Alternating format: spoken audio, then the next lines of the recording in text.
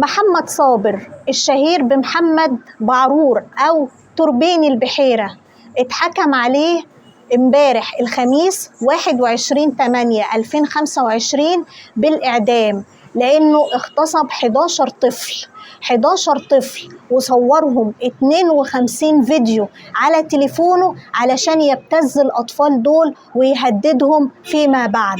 قضية النهاردة هتعرفك إن الخوف ما عادش على البنت بس، ده الخوف على الولد أكتر من الخوف على البنت. الولد معرض للتحرش والاغتصاب زيه زي البنت أو أكتر شوية.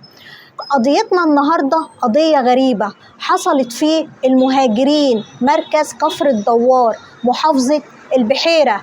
ابتدت لما طفل اسمه زياد عنده 15 سنة في تالتة إعدادي راح لوالده وقال له محمد صابر يا بابا اتحرش بيا جنسيا، أو بمعنى أصح اغتصبني. الأب أخد ابنه وطلع على مركز الشرطة، عمل محضر، ولما قبضوا على محمد صابر أنكر في البداية وقال الكلام ده مش حقيقي، روحوا واسألوا وشوفوا الناس بتحبني ازاي في منطقتي، أنا بحب الأطفال ودايما بلعبهم واجيب لهم هدايا، واسألوهم أنا معروف عني الطيبة وحسن الأخلاق. لكن لما الشرطة فتشت الموبايل بتاعه لقوا 52 فيديو وهو بيعتدي جنسيا على الأطفال في منطقة المهاجرين مركز كفر الدوار محافظة البحيرة. محمد عنده 31 سنة، متجوز وعنده 5 أطفال، فاتح كشك سجاير، كابينة كبيرة شوية، وجايب ترابيزة بلياردو بيأجرها بالساعة للأطفال في المنطقة، وخصوصا الأطفال اللي بتتراوح أعمارهم ما بين 14 و15 سنة. كان بيستدرج بيها الأطفال، وكان له بيت جنب كشك السجاير دور أرضي.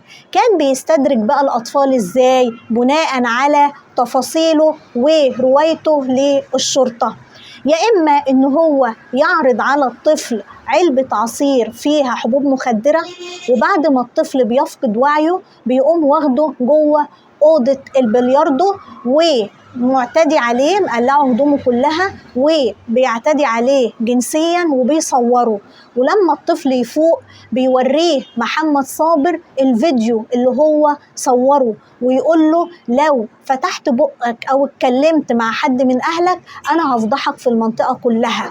وكان محتفظ بالفيديوهات دي علشان لما يجيله كيفه ويحب يعتدي تاني على نفس الطفل يبعت له في التليفون المشاهد دي ويقول له تعالالي أنا عايزك دلوقتي.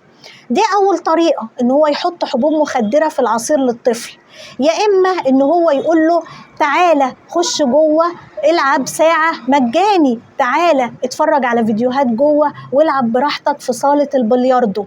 لكن لو الطفل رفض إن هو يشرب العصير أو يخش يلعب مجاني كان بيعمل إيه بقى محمد؟ الطريقة الثالثة بتاعته كان يقول للطفل اقعد هنا مكاني على ما اروح الحمام في الجامع، فيسيبه قاعد في الكشك السجاير ويروح يعمل نفسه ان هو رايح الحمام في الجامع، وبعدين يرجع والولد يقول له ده فلان جه اشترى بونبوني مثلا او مصاصه او ومحمد بعد كده يفتح الدرج ويقول له ده كان في هنا 25,000 جنيه انت سرقتهم، انت حرامي. والولد يخاف ويقول له والله ما عملت حاجه، والولد يعيط ومحمد يسبق عليه الدور ويقول له لا انت حرامي وانا لازم اسلمك للشرطه، والولد ينهار يا عيني. وفي الاخر محمد يقول له لما الطفل يقعد يحلف له انه ما اخدش حاجه وانه كان قاعد بس وما عملش اي حاجه، يقوم محمد يقول له خلاص طب تعالى معايا في البيت نتكلم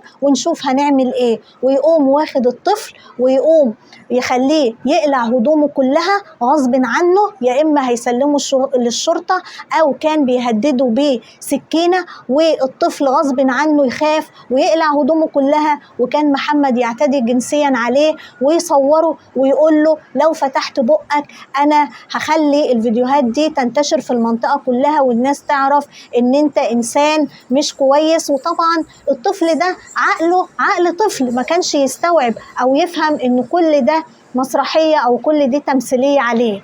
وكم الأطفال الكتير اللي هو كان بيمارس معاهم وبيعتدي عليهم جنسيا تحت تهديد السلاح، أو إن هو يكون الطفل تحت تأثير المخدر. ولما الطفل كان بيستوعب اللي حصل كان بيخاف يقول لأهله، أو ممكن أهله كانوا يخافوا من الفضيحة، الله أعلم. ولكن لما الطفل زياد راح قال لوالده، والده في منتهى الشجاعة راح حرر المحضر.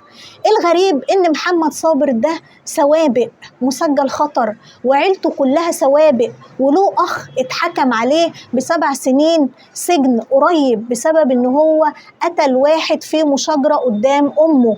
فلما الشرطة قبضت على محمد أنكر، لكن لما فتحت الشرطة الموبايل ولقوا 52 فيديو اللي بيعتدي فيهم جنسيا على الأطفال، محمد انهار واعترف وقال أنا مريض نفسيا. قال لهم في الأول أنا مريض نفسيا، لكن مريض نفسيا إيه؟ أنت إنسان حقير. ولما القاضي قال له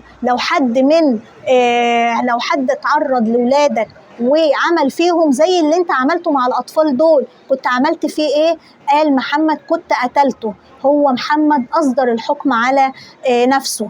والناس كلها اتشجعت في منطقة المهاجرين. وبعد ما والد زياد قدم بلاغ في الشرطة، كان في سيدتين راحوا مقدموا بلاغ في الشرطة لأن محمد صابر اعتدى برضو على أطفالهم أحمد وعبد الرحمن. وفي كمان أب راح كمان عمل محضر. الأهالي اتشجعت وراحوا بلغوا عن محمد صابر، لأن الأطفال كانوا بيخافوا من تهديد محمد صابر ليه. وفي النهاية اتحكم على محمد صابر بالإعدام. فاحنا بنشكر القضاء إن هو حكم على محمد بعرور بالإعدام علشان يبقى مثل وعبرة لكل واحد تسول له نفسه إن هو يعتدي جنسيا على طفل. الاعتداء الجنسي على الطفل من أبشع الجرائم اللي ممكن يتخيلها عقل، لأن بتسيب أثر نفسي سيء جدا جدا جدا في نفسية الطفل، وبتفضل ذكرى أليمة عايشة جواه طول عمره.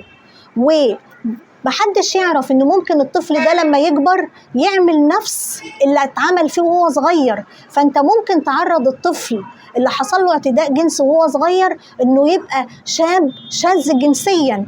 فاحنا لازم نحط عقاب رادع للناس اللي بتعتدي جنسيا على الأطفال. هم للأسف كتير وعايشين في مجتمعنا وما بيبقوش معروفين.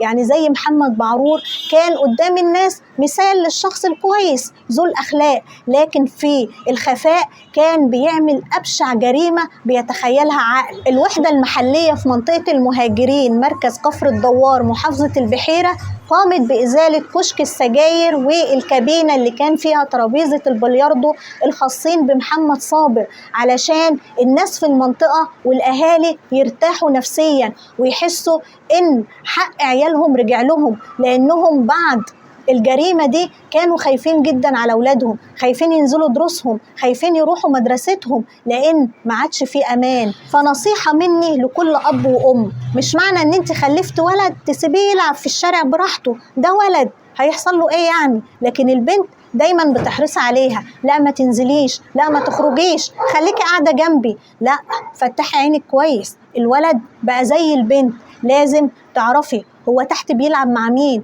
وراح فين وإيه اللي حصل له. ولازم ندي مساحة من الأمان والثقة مع أولادنا. لازم تعرف ابنك إن لو في حاجة غلط حصلت يجي يحكي لك وما يخافش من أي حاجة، لأن مفيش حد هيخاف عليه أكتر منك. لازم تديله الأمان وتصاحبه، لأن أي حاجة غلط تحصل يبقى أنت أول واحد يفكر فيه علشان تقف جنبه وتساعده. ما يبقاش كمان حصل له اعتداء جنسي وكاتم في نفسه، فيبقى عنده مشكلتين 2 نفسيتين، واحدة من الاعتداء الجنسي وواحدة من الألم اللي هو شايله جواه ومش قادر يحكي لحد عليه.